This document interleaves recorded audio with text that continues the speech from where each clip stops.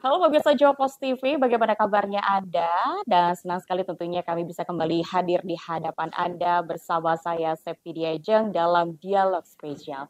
Pemirsa, dunia pendidikan di Indonesia memasuki babak baru, beragam kebijakan telah dicanangkan tentunya dengan tujuan untuk mencapai pendidikan di Indonesia yang lebih relevan, merata, dan juga pastinya adaptif.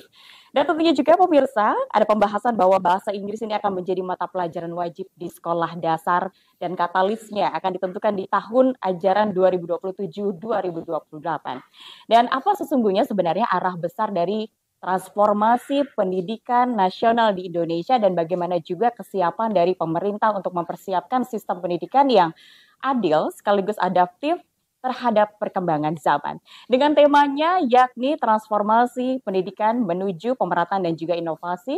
Untuk membahasnya lebih dalam, kali ini secara spesial kita tengah bersama dengan Menteri Pendidikan Dasar dan Menegah Republik Indonesia, Bapak Abdul Mukti. Kita sapa terlebih dahulu. Assalamualaikum. Pak Menteri, Waalaikumsalam warahmatullahi wabarakatuh. bagaimana kabarnya Bapak, sehat? Alhamdulillah kabar baik Mbak Septi. Alhamdulillah. Baik Bapak, langsung saja. Terkait transformasi pendidikan nasional di Indonesia, Bapak boleh jelaskan seperti apa? Pertama, kita memiliki visi pendidikan bermutu untuk semua. Tujuannya adalah bagaimana setiap anak Indonesia, apapun keadaan ekonominya, apapun sukunya, apapun agamanya, dimanapun mereka berada, mereka harus mendapatkan haknya sebagai warga negara. Yang kedua, kita ingin pendidikan itu adalah pendidikan yang bermutu, yang berkualitas. Sehingga dengan visi pendidikan bermutu untuk semua, kami berusaha untuk meningkatkan mutu pendidikan dengan melakukan paling tidak 5 langkah strategis. Yang pertama, memperbaiki sarana dan prasarana pendidikan.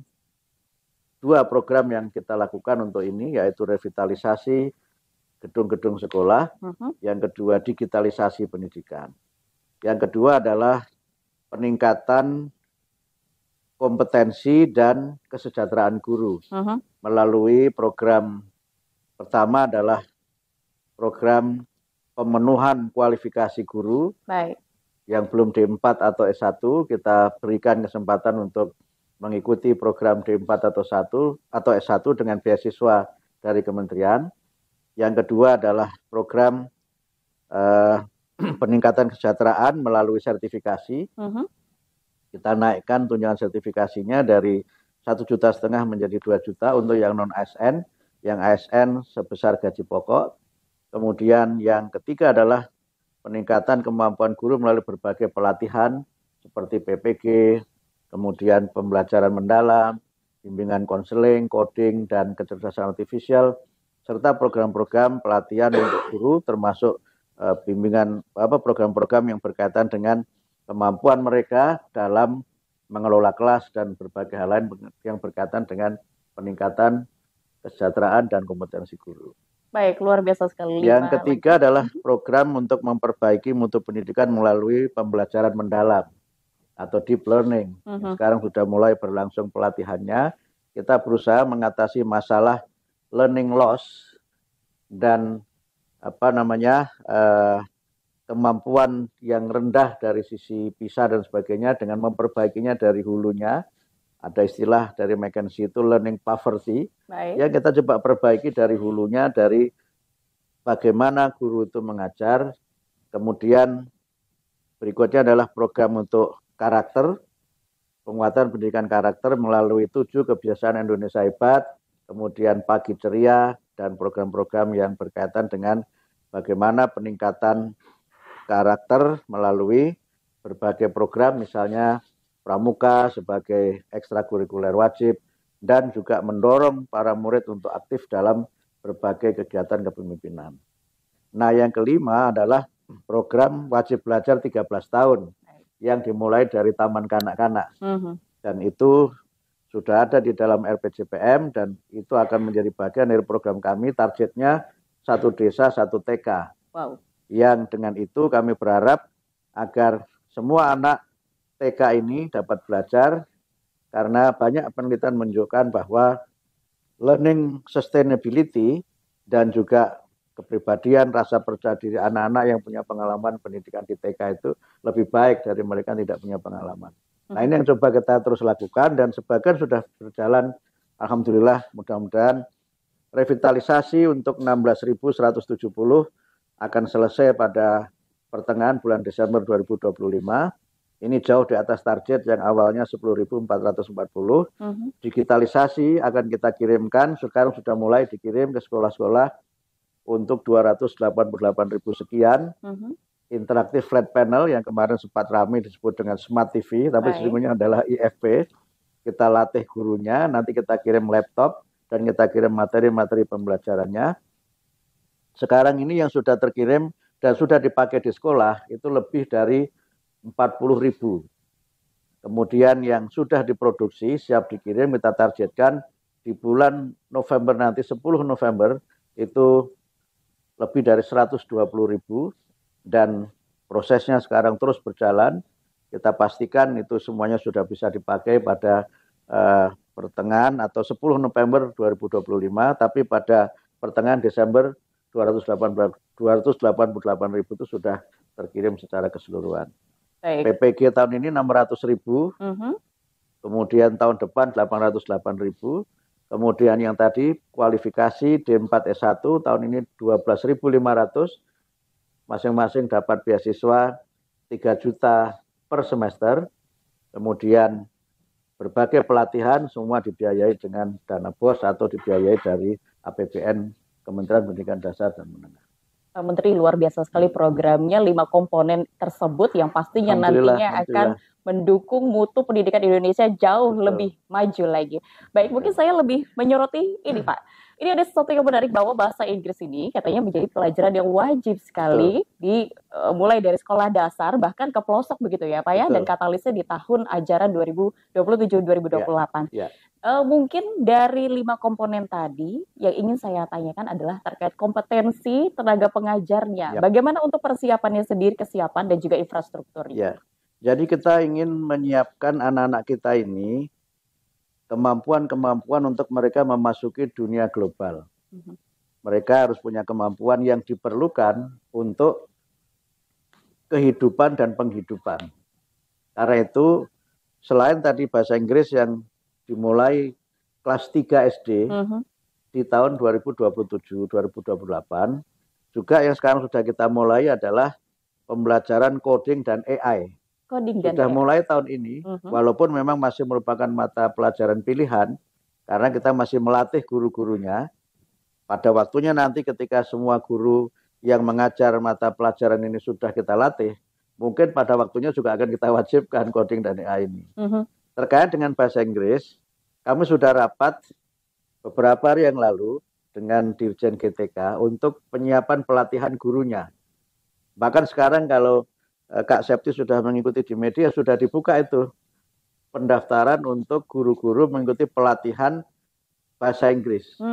Karena memang nanti begini, yang mengajar bahasa Inggris ini adalah pertama prioritas untuk guru yang memang berlatar belakang pendidikan bahasa Inggris.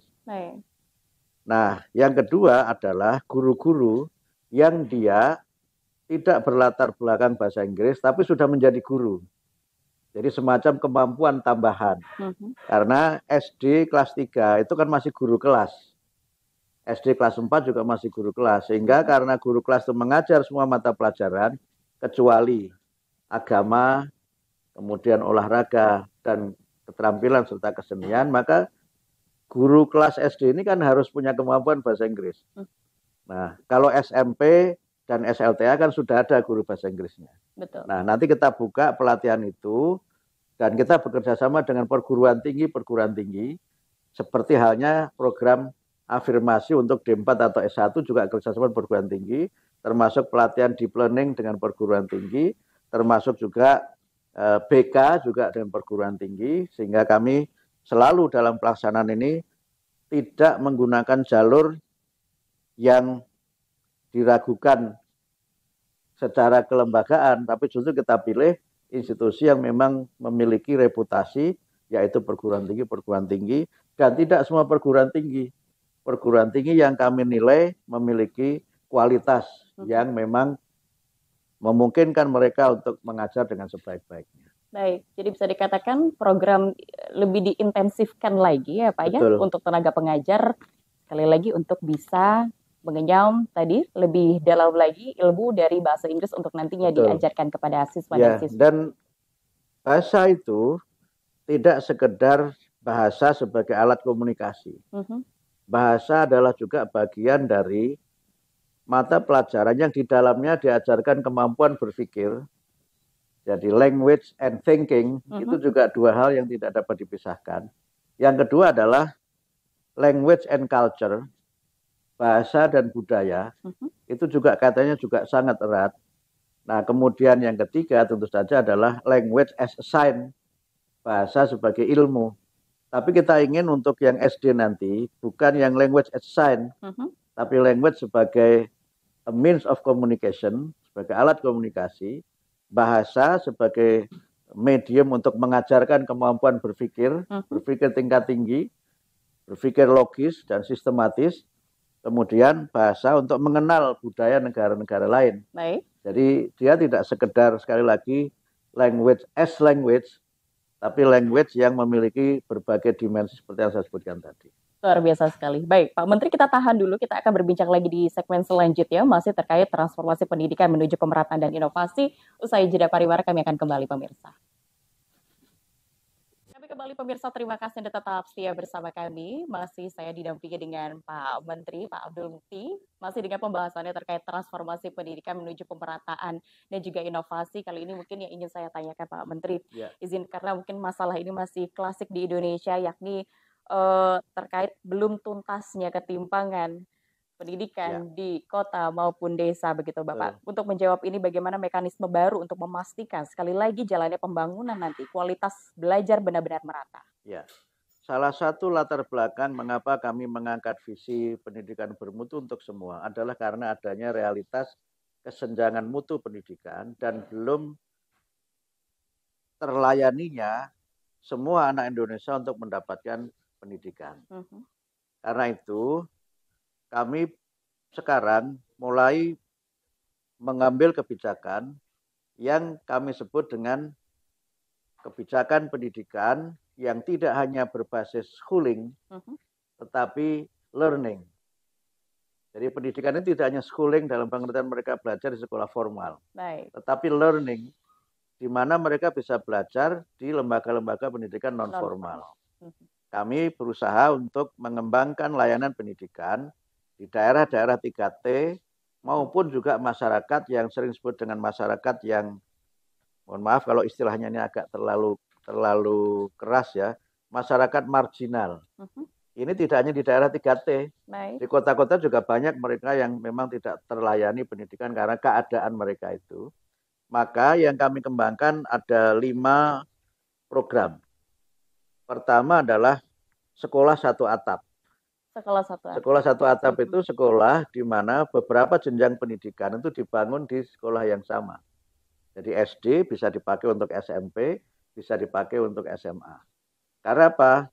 Lokasinya sangat jauh atau penduduknya sangat sedikit. Sehingga kalau dibangun sekolah, itu keberlangsungannya tidak bisa kita jamin karena penduduknya terlalu sedikit. Sehingga solusinya adalah sekolah satu atap. Yang kedua adalah sekolah terbuka. Ini model seperti kuliah universitas terbuka. Jadi mereka belajar dengan modul.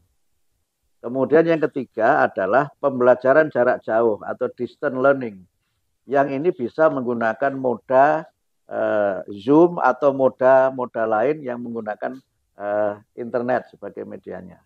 Ini sudah kami lakukan. Untuk tahap pertama ini untuk anak-anak pekerja migran Indonesia di Kinabalu, itu kita kerjasamakan distance learning-nya dengan salah satu sekolah di Jawa Barat. Ini sudah coba kita lakukan, karena mereka orang tuanya di perkebunan, nggak bisa sekolah, tapi kan mereka tetap bisa belajar. Nah yang keempat adalah kita memberikan ruang yang lebih terbuka untuk homeschooling. Sekolah-sekolah rumah yang sekarang ini kan jumlahnya semakin meningkat. Mereka ini tidak bisa ke sekolah formal karena profesinya. Misalnya, mohon maaf, mereka yang menjadi atlet nasional kan harus latihan, latihan bertanding dan seterusnya kan kalau sekolah formal tidak mungkin. Nah, tapi kan dia bisa homeschooling atau bisa tadi sekolah terbuka dan sebagainya itu yang memberikan fleksibilitas dalam mereka itu belajar, tapi tetap terstandar, bukan sekolah yang tanpa standar. Kemudian yang kita dorong lagi adalah program-program penyetaraan, kejar paket A, B, dan C. A untuk tingkat SD, B untuk SMP, C untuk setingkat SMA. Ini mereka fleksibel belajarnya. Karena apa? Ya tidak bisa sekolah formal karena mereka harus bekerja dan faktor-faktor lain. Jadi berbagai alternatif untuk masyarakat bisa belajar ini semakin kita buka. Baik. Tapi tetap kita kontrol dengan standar supaya tetap yang diberikan itu adalah layanan pendidikan yang bermutu, bukan layanan pendidikan yang kaleng-kaleng atau abal-abal. Nah, inilah yang coba terus kami lakukan dan sekarang sedang terus kita eksplorasi karena beberapa sebenarnya sudah berjalan. Sekolah satu atap itu tidak baru, sudah ada, tapi sempat itu tidak ada. Nah, sekarang kita coba adakan lagi, termasuk kesetaraan juga sempat tidak ada. Kami sempat bertemu dengan banyak sekali aktivis pendidikan non formal yang mendatangi saya supaya itu dihidupkan lagi dan sudah ada direktur yang menangani pendidikan non formal itu. Kemudian juga sekolah rumah kan juga sering dipandang sekolahnya mereka yang tidak serius, padahal tidak. Mereka sebenarnya anak-anak hebat, cuma karena tadi profesinya dan keadaannya tidak bisa sekolah secara formal. Nah, tapi standarnya tetap. Baik. Nah, ini yang coba kita lakukan untuk mengatasi masalah itu. Baik. Nah, yang kedua, memang angka putus sekolah kita, terutama dari SMP ke SMA itu sangat tinggi. Sebagian karena alasan kultural. Misalnya, mohon maaf, mereka pernikahan dini. Baik. Yang karena pernikahan dini mereka putus sekolah. Baik. Sebagian karena memang mereka memilih bekerja. Cukup SMP saja memilih bekerja. Karena merasa ya kalau sekolah untuk cari duit, saya tidak sekolah pun sudah punya duit. Ini kan juga masalah kultural yang juga kita hadapi. Tapi memang ada masalah ekonomi. Mereka tidak bisa melanjutkan karena tidak mampu. Karena itu kami menyediakan PIP yang bantuan untuk pelajar Indonesia Pintar itu, yang itu kita berikan kalau sebelumnya kan hanya untuk SD, SMP, dan SMA. Yang SMA ini, tingkat SLTA ini, jumlahnya lumayan, per tahun 1,8 juta. Baik. Karena angka putus sekolah yang paling tinggi di situ, di tingkat SLTA itu. Nah, mulai tahun depan, karena kita wajib belajar 13 tahun, nanti ada PIP untuk TK.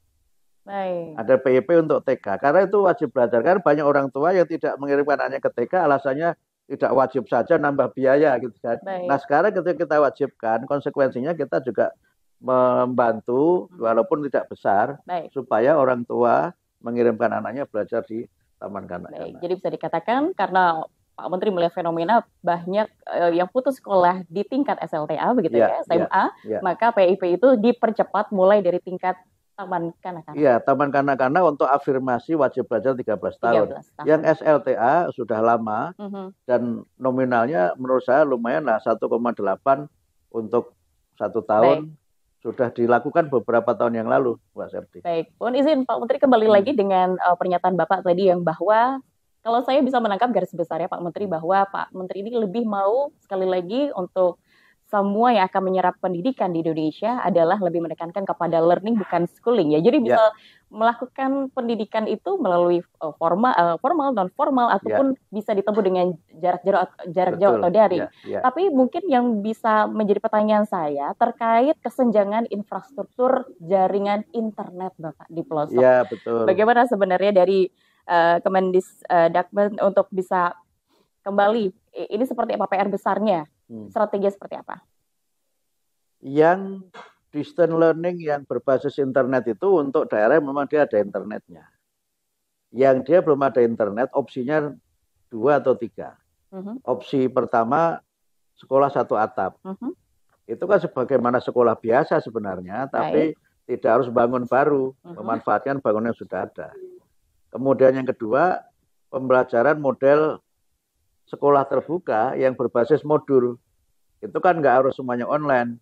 mereka mempelajari modul, kemudian nanti ada tutorial yang diselenggarakan di tempat-tempat tertentu di mana murid itu belajar. Atau opsi ketiga tadi, homeschooling, yang dia bisa belajar ya di mana lah gitu kan, sekarang banyak sekali ya. Bahkan ada asosiasi homeschooling juga.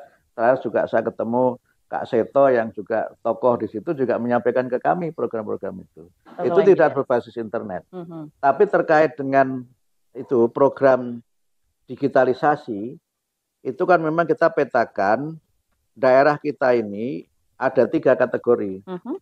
Satu, sekolah yang dia ada listrik dan ada internet. Baik. Kalau itu kan nggak ada masalah. Dan kita latih gurunya kan, jadi tidak ada masalah. Yang kedua, ada listrik tidak ada internet. Nah, itu yang sudah kita komunikasikan dengan Telkom untuk bagaimana mereka memfasilitasi. Kalau tidak, nanti kita coba fasilitasi dengan Starlink yang harganya murah. Yang ketiga, ini sekolah yang tidak ada listrik, tidak ada internet. Nah, itu coba kita fasilitasi dengan listrik tenaga surya, tapi untuk sekolah itu saja, tidak untuk satu desa. Baik. Dan itu sudah ada beberapa sekolah yang dia memang listriknya itu dari tenaga surya. Bahkan beberapa sekolah itu malah dipanggil ke berbagai pertemuan internasional karena memberikan contoh bagaimana pemanfaatan listrik tenaga surya untuk pendidikan.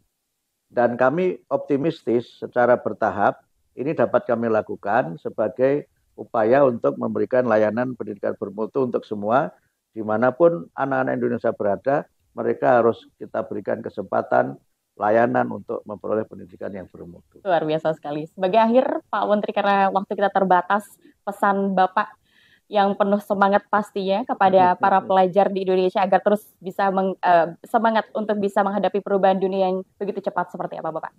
Pendidikan adalah kunci untuk kita melakukan mobilitas dalam kehidupan kita, baik secara horizontal maupun secara vertikal. Pendidikan adalah sarana untuk kita membangun bangsa, membangun peradaban. Karena itu maka dengan pendidikan ini kami berkomitmen untuk semua anak Indonesia dapat memperoleh layanan pendidikan. Tapi kuncinya anak-anak Indonesia juga harus semangat belajar dan juga dukungan dari orang tua, dukungan dari masyarakat memungkinkan kami untuk dapat melaksanakan visi pendidikan bermutu untuk semua. Luar biasa. Terima kasih banyak Pak Abdul Mukti selaku Menteri Pendidikan Dasar dan Menengah Republik Indonesia. Terus semangat Bapak untuk bisa meningkatkan program pendidikan Indonesia agar lebih maju. Sekali lagi, semoga sukses dan sehat selalu. Terima kasih. Pemirsa, demikian dialog spesial kami di ruang dialog yang begitu hangat. Sekali lagi, dan mudah-mudahan dari banyaknya yang sudah Pak Menteri paparkan tadi melalui beberapa strategi yang telah dan akan dicanangkan begitu ya. Mudah-mudahan pendidikan di Indonesia bisa lebih inklusif, inovatif dan juga adaptif dan berpihak pada masa depan pastinya. Mari kita melangkah bersama menuju perubahan besar dan saya akhiri, saya Septi Diajeng pamit undur diri. Kita berjumpa lagi di dialog spesial pendidikan lainnya. Sampai jumpa.